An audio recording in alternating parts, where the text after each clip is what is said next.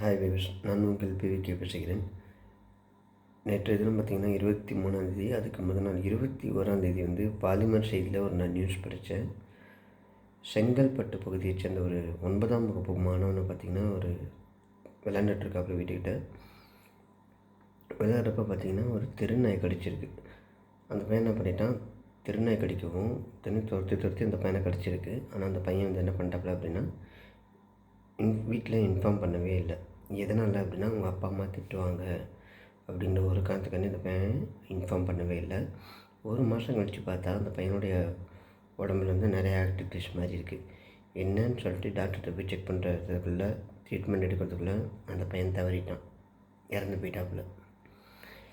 இதில் கொடுமைன்னா, இன்றைக்கி கஞ்சா குடிக்கணும்னு கஞ்சா வைக்கணும்னு தைரியமாக இருக்கான். பெற்றவங்களை மதிக்காமல், ஊரை மதிக்காமல், நாட்டை மதிக்காமல் இப்படி தெல்லவரித்தனமாக குத்துறாங்க. ஆனால் ஒரு திருநாய் கடிச்ச விஷயத்த பேரண்ட்ஸ்கிட்ட சொல்லாததுனால அந்த பையன் இறந்தே போயிட்டான். என்ன சொல்கிறதுன்னு நமக்கே புரியலை. அதாவது பேரண்ட்ஸ் ஒரு பக்கம் நல்லவங்களாகவும் இருக்காங்களா, இல்லை ஒரு பக்கம் கெடுபடியாகவும் இருக்காங்களான்ற அளவுக்கு தெரியாத அளவுக்கு இருக்குது. ஒரு தெருநாய் கடித்ததை கூட சொல்ல முடியாத அளவுக்கு அவனுக்கு ஃப்ரீடம் இல்லாமல் அவனை அவ்வளோ கட்டுக்கோப்பாக வளர்த்துருக்காங்க. என்ன சொன்னால் அடிப்பாங்கன்ட்டு. ஆக்சுவலாக அதை தான் சொல்லணும், ஆனால் அதை சொல்கிறதில்ல. ஆனால் கஞ்சா இருக்கிறது, அது இதுன்னு ஏகப்பட்ட போதை பழக்கத்துக்கு அடிமையாகி பெற்றவங்கள ரோட்டில் போகிறவங்க அடிக்கிறது, வெட்டுறது, கொள்றதுன்னு இதெல்லாம் நடக்குது. அதை கண்டிக்கிறதுக்கு பேரண்ட்ஸ் இல்லை. அதனால் பேரண்ட்ஸ் நாம் தான் பிள்ளைங்கள்ட்ட எது சொல்லணும், எது சொல்லக்கூடாது, எது செய்யணும், செய்யக்கூடாதுன்னு ஒரு வரைமுறை வகுத்துக்கிட்டு இருக்கணும். இப்போ போய் நான் இதெல்லாம் பேசினா பூமரு ஏற்றுக்குவாங்களா, ஏற்றுக்க மாட்டாங்களா அப்படின்னாக்கா பிரச்சனை உங்களுக்கு கிடையாது, உங்கள் பிள்ளைங்களுக்கு தான். ஸோ நல்ல விஷயத்த போதிங்க.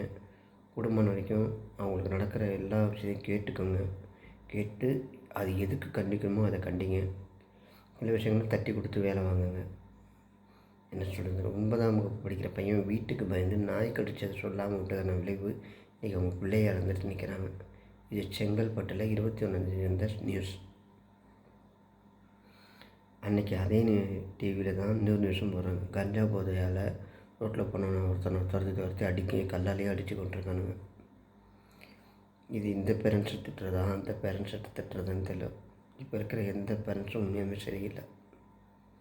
எல்லாமே கடவுளுக்கே வெளிச்சம்.